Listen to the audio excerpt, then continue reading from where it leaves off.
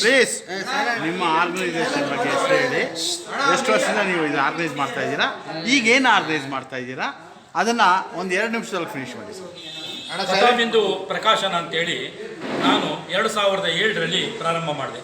ನಾನು 2002ರಿಂದ ಕಾದಂಬರಿಗಳನ್ನ ಮಂಗಳ, ಸುಧಾ, ತರಂಗ ಹೀಗೆ ನಾಡಿನ ಎಲ್ಲ ಪತ್ರಿಕೆಗಳು ಕೂಡ ನನ್ನ ಕಾದಂಬರಿಗಳು ಧಾರಾವಾಹಿಯಾಗಿ ಬಂದಿದೆ.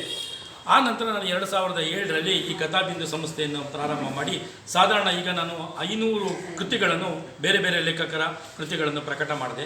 ಸಾಧಾರಣ 2019ರಿಂದ ನಾನು ಈ ಪ್ರವಾಸಗಳನ್ನ ಸ್ಟಾರ್ಟ್ ಮಾಡಿದೆ. ಪ್ರಥಮ ಬಾರಿಗೆ ನಾವು ಮಲೇಷ್ಯಾ ಹೋದು, ಆಮೇಲಿಂದ ದುಬೈ, ಅದರ ನಂತರ ಭೂತಾನ್. ಈಗ ನಾವು ಭೂತಾನ್ಗೆ ಹೋಗ್ತಾ ಇದ್ದೀವಿ. ಹೀಗೆ ನಾವು ಬೇರೆ ಬೇರೆ ಸ್ಟೇಜ್ಗಳು ಇದೆಲ್ಲ ನೋಡಿಕೊಂಡು ಈಗ ನಮ್ಮ ಕನ್ನಡದ ಕಾರ್ಯಕ್ರಮ ನಾನು ಎಲ್ಲಿ ಹೋದರೂ ಕೂಡ ನಾವು ಕನ್ನಡದ ಕಾರ್ಯಕ್ರಮನೇ ಮಾಡ್ತಾ ಇರೋದು. ನಾನು ಇನ್ವಿಟೇಷನ್ ಕೂಡ ನೀವು ನೋಡಿರ್ಬೋದು, ಅದು ಕೂಡ ಅಲ್ಲಿ ಗೋಲ್ಡನ್ ಪ್ಯಾಡಿ ಅನ್ನೋ ಒಂದು ಸಂಸ್ಥೆ ಹೆಸರು ಮಾತ್ರ ನಾನು ಇಂಗ್ಲೀಷಲ್ಲಿ ಹಾಕಿದ್ದೀನಿ ಹೊರತು ಇನ್ನೆಲ್ಲ ಕೂಡ ಸಂಪೂರ್ಣ ಕನ್ನಡದಲ್ಲಿ ನಾನು ಇನ್ವಿಟೇಷನ್ನ ಪ್ರಕಟ ಮಾಡಿದ್ದೀನಿ. ಎಲ್ಲ ಕಡೆನೂ ಹೋದಾಗಲೂ ಅಷ್ಟೇ, ನಾವು ದುಬೈಗೆ ಹೋದಾಗಲೂ ಅಷ್ಟೇ, ಅಲ್ಲಿ ನಡೆದ ಕಾರ್ಯಕ್ರಮದ ಪ್ಲೇಸ್ ಮಾತ್ರ ನಾನು ಇಂಗ್ಲೀಷಲ್ಲಿ ಹಾಕಿದ್ದೆ. ಇನ್ನೆಲ್ಲ ಕೂಡ ಕನ್ನಡದಲ್ಲೇ ನಾನು ಇದು ಇನ್ವಿಟೇಷನ್ನ ಪ್ರಿಂಟ್ ಮಾಡಿದ್ದು. ಎಷ್ಟು ಜನ ಹೋಗ್ತಿದ್ದಾರೆ ಸರ್? ಈ ಸಲ 75 ಜನ ಹೋಗ್ತಾ ಇದ್ದೀವಿ.